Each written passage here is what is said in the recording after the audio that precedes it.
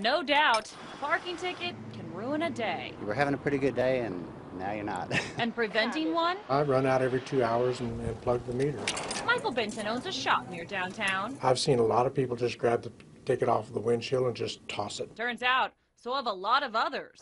The 2 News investigators crunched the numbers and found the worst violator with 124 outstanding parking tickets. 124 seems like an awful lot. That's followed by a car with 91 tickets. It's really disappointing when you see that there are people here in Tulsa who have so little regard for the law, but then also that we are letting them get away with it. The city of Tulsa is owed a whopping $2.8 million in unpaid parking tickets.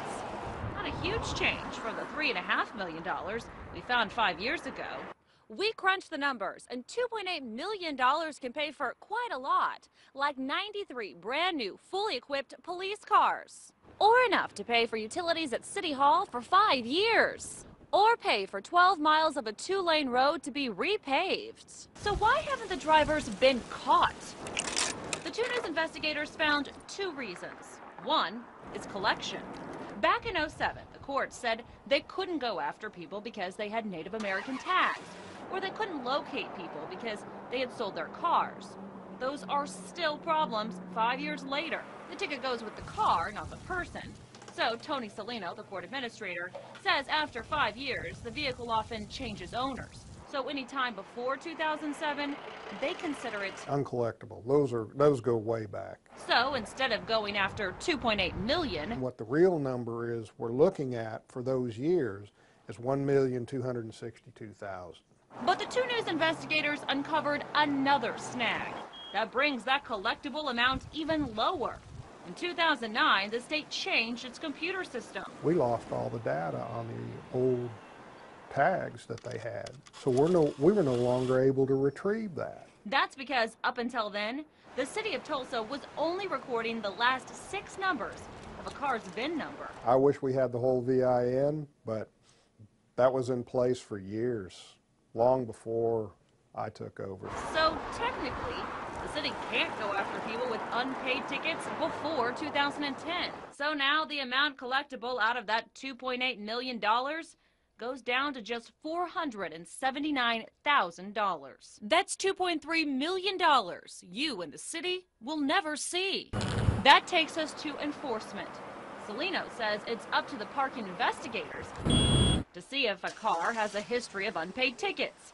And in some cases, They don't check the tag. Whoever issued it may not have a tow list with them and check it. the tow list is a list of vehicles with 2 or more paid tickets. The vehicle is supposed to be booted or towed. The list changes weekly, and you're talking about a high volume of vehicles, so it's the ability to query those vehicles and determine which ones the judges have declared a nuisance in order to be booted. Hundreds of vehicles that on paper stack up to an inch thick. The parking investigators are supposed to carry that information around. The partner says it's hard for them to track that huge list and do their job of checking expired meters at the same time. Well, I'm not surprised by that number. I'm disappointed by it. 2 News investigators took what we uncovered to Counselor G.T. Bynum, and he's come up with a possible solution. E-ticket machines. Right now, the machines are mostly used for speeding tickets, but Bynum would like to get at least one for parking enforcement. He says it could solve one of the problems, holding that massive tow list. We're talking 1 or 2 devices here that'll allow those people to do their job better and to bust people who are taking advantage of the system on a routine basis. As a result of our investigation, Counselor G.T. Bynum plans to bring up the e-ticket machines in an upcoming council meeting. He hopes to encourage the council to fund them. The 2 News investigators will continue to follow this story. Marla Carter, 2 News works for you.